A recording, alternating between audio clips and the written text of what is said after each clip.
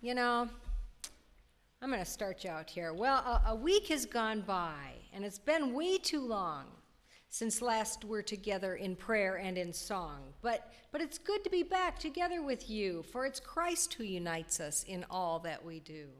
Today, the good doctor will help us to see the things that divide us so trivially. Such things shouldn't have power to do that to us, for why should a little thing cause such a fuss? He echoes the good news which Christ himself told, that God is for everyone, young and for old. So pull up a chair and prepare for the word. May our hearts now be changed by all that is heard. You know, friends, today our focus is going to end up revolving around things that make us different. You see, God made each of us uniquely in God's own image. As a matter of fact, the song you're going to hear during the offering describes each of us as a masterpiece, perfectly created, and each covered with the unique fingerprints of God. You are one of a kind and special. Unfortunately, humanity has had a tendency not to celebrate these differences between us. If there are differences, oftentimes they are used to diminish or separate us from others. My experience, as one example, is that I was set apart and marked as a single unwed mother for many, many years. That the sometimes unintentional and often uncomfortable label that I was given, even by my own family members. How about you?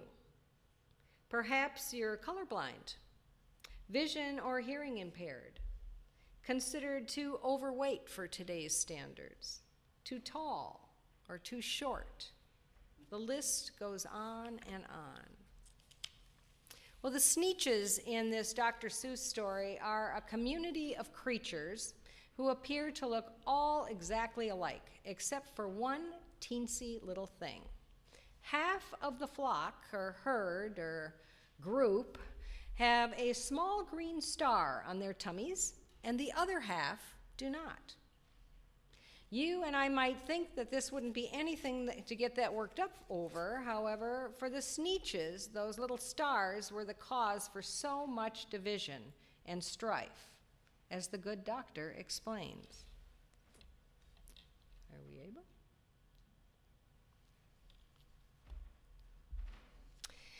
Now the star-bellied Sneetches had bellies with stars. The plain-bellied Sneetches had none upon theirs. With their snoots in the air, they would sniff and they'd snort, will have nothing to do with the plain-bellied sort. And whenever they met some, when they were out walking, they'd hike right on past them without even talking. When the star-bellied children went out to play ball, could a plain belly get in the game? Not at all. You could only play if your bellies had stars, and the plain-bellied children had none upon theirs. Then one day someone comes to town who gives the plain bellies a ray of hope. It seems that Sylvester McMonkey McBean has heard of their troubles and has invented a machine to fix their problem. All the plain bellies had to do was walk through McBean's machine, after paying them a small fee, of course. And it would put a star on their tummies, making them look just like the star bellies. And lo and behold, the machine works. And for the first time in all of history, the formerly plain-bellied Sneetches have smiles on their faces. Everyone is the same. Nobody can tell them apart. Nobody on the surface, at least, is better than anyone else.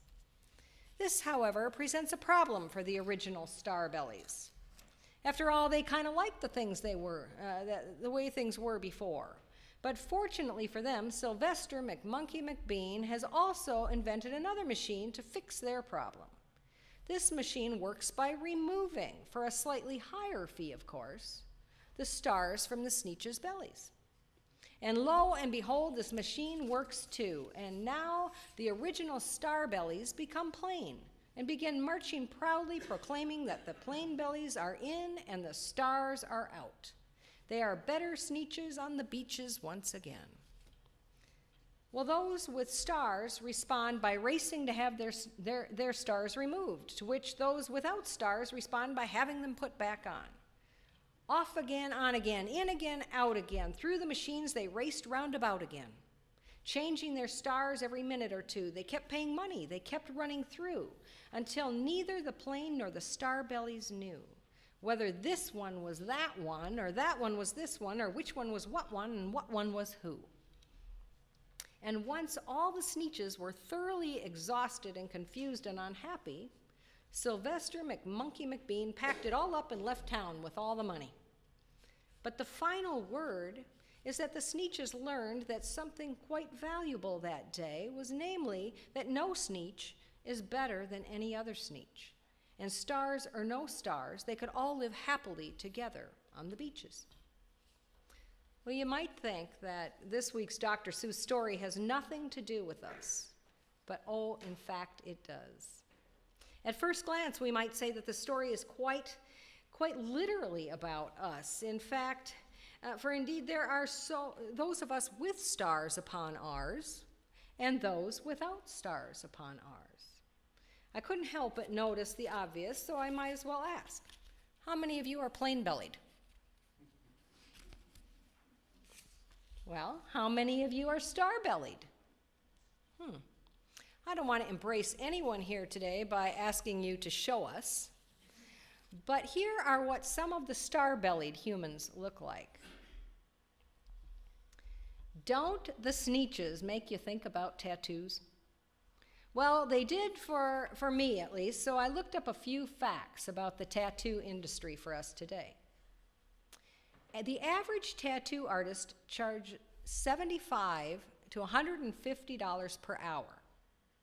Others start at $250 a piece on up to into the thousands. A few years ago, Magazine Inc. estimated that there were about 15,000 tattoo parlors in America, making something in the neighborhood of $2.3 billion annually. The Pew Research Center discovered that a lot of people have tattoos compared to a generation or two ago. For example, people who are in the age range of 41 to 64, well, only 10% are tattooed. Now, Americans in the 18 to 25 age bracket aren't afraid to express themselves through their appearance, and tattoos are the most popular form of self-expression.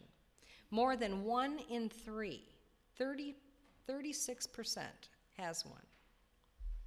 But those of you in the 26 to 40-year-old age range hold the lead for having a tattoo, 40%. So let's take our survey again. How many of you now or ever have had a tattoo?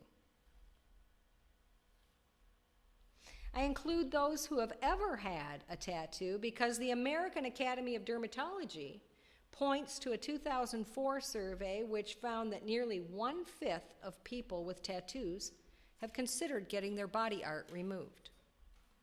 And the cost of turning that tattoo into a distant memory isn't cheap.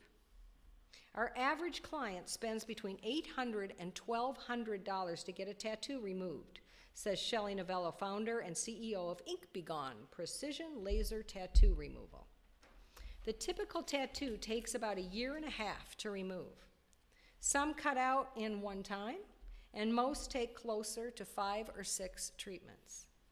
And Novello says her Denver offices see about 200 people a month. You know, stars on, stars off. Tattoos on, tattoos off. At a very superficial level, it's as if Sylvester McMonkey McBean is running a tattoo parlor out of the back of his shop and a laser removal clinic out of the front. But then Dr. Seuss isn't one to simply write things off at a superficial level, is he? Now, the Good Doctor's story is rich with social commentary about how fallen human beings search for ways, number one, to separate themselves from others so that they can feel inferior or superior, and number two, to unite ourselves to others due to our desperate longing to belong. The Sneetches is also a commentary about our perceptions regarding appearances, and thus who is better than the other. Wrapped within layers of the storybook humor and rhyme are the very real and very oftentimes very painful experiences of how humanity has treated each other. We stereotype people who look or think or act or believe in a certain way. We form prejudices and make jokes about people based on the clothes they wear, or what neighborhood they come from, or even those they love. If you know the story of the Sneetches, did you ever notice this? Not only do the star-bellied Sneetches think that they were better than the plain bellies, but also, and perhaps this is even maybe greater of the tragedies, the plain-belly Sneetches also thought so. Although they weren't content to be treated differently or to be shunned, at some level they accepted their inferiority instead of being rejected, the second-rate label placed upon them by others. Although they were despised by the star-bellied Sneetches, nonetheless, they wanted to become them. This human predisposition to judge and reject is not a new phenomenon of the modern age. You know, societies have had these unhealthy dynamics going on, I dare say, forever. And it's the classic tale between the haves and the have-nots. Oftentimes, money creates the divide, but that's not the only factor humanity used. Heaven forbid if you are a woman, or uneducated, or too young, or if you wanted a place at the table. Be at the table of fellowship or the table of decision-making and power. And unfortunately, the houses of God were not removed from these unhealthy social dynamics, but rather they were where a lot of these divisions were perpetuated. Jesus was one who came along and was often criticized for not turning up his nose at those without. My goodness, he had the biggest star of all on his belly, yet he chose to go eat frankfurters with the low-life, plain-bellied ones in the shadowy parts of town. He condemned the divisions, especially the divisions which kept people separated from God. Jesus told parables about outsiders being welcomed at the banquet table of the king, and plain-bellied folks like Lazarus sitting next to God in heaven while the star-bellies suffer in agony.